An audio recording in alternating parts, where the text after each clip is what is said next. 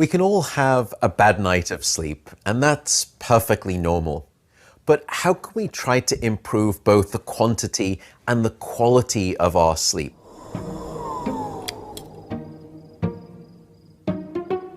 Here are 6 scientifically grounded tips for better sleep. The first tip is regularity. Go to bed at the same time and wake up at the same time. Regularity is king, and it will actually anchor your sleep and improve both the quantity and the quality, no matter whether it's the weekday or the weekend, or even if you've had a bad night of sleep. And the reason is because deep within your brain, you actually have a master 24-hour clock. It expects regularity and works best under conditions of regularity, including the control of your sleep-wake schedule. Many of us use an alarm to wake up, but very few of us use a to-bed alarm, and that's something that can be helpful. The next tip is temperature. Keep it cool. It turns out that your brain and your body need to drop their core temperature by about 1 degree Celsius,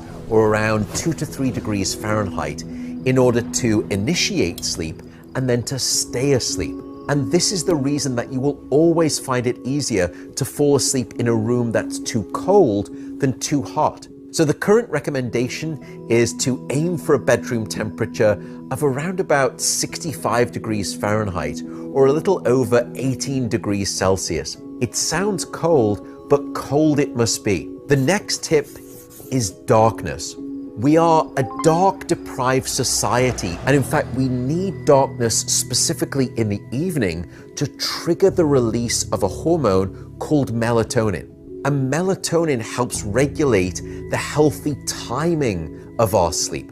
In the last hour before bed, try to stay away from all of those computer screens and tablets and phones. Dim down half the lights in your house. You'd actually be quite surprised at how sleepy that can make you feel. If you'd like, you can wear an eye mask, or you can have blackout shades, and that will help best regulate that critical sleep hormone of melatonin. The next tip is walk it out. Don't stay in bed awake for long periods of time. And the general rule of thumb is if you've been trying to fall asleep and it's been 25 minutes or so, or you've woken up and you can't get back to sleep after 25 minutes, the recommendation is to get out of bed and go and do something different. And the reason is because your brain is an incredibly associative device. The brain has learned the association that the bed is this trigger of wakefulness, and we need to break that association. And by getting out of bed, you can go and do something else. Only return to bed when you're sleepy. And in that way, gradually, your brain will relearn the association that your bed is this place of sound and consistent sleep. The 5th tip is something that we've actually already spoken about in detail in this series, which is the impact of alcohol and caffeine. So a good rule of thumb here is to try to stay away from caffeine in the afternoon and in the evening, and certainly try not to go to bed too tipsy. The final tip, have a wind down routine. I think many of us in the modern world, we expect to be able to dive into bed at night, switch off the light, and we think that sleep is also just like a light switch, that we should immediately be able to fall asleep. Well, unfortunately, sleep isn't quite like that for most of us. Sleep as a physiological process is much more similar to landing a plane.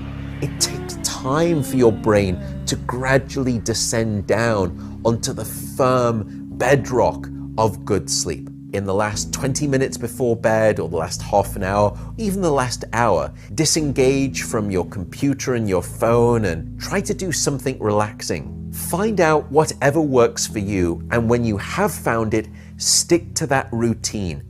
The last thing I should note is that if you are suffering from a sleep disorder, for example from insomnia or sleep apnea, then these tips aren't necessarily going to help you. If I was your sports coach, I could give you all of these tips to improve your performance, but if you have a broken ankle, it's not going to make a difference. We have to treat the broken ankle first before we can get back to improving the quality of your performance. And it's the same way with sleep. So if you think you have a sleep disorder, just go and speak with your doctor. That's the best piece of advice. Where do we stand then in all of this conversation about sleep? Well, I think the evidence is clear. We can think of sleep almost like a life support system. In fact, some may even call sleep a superpower.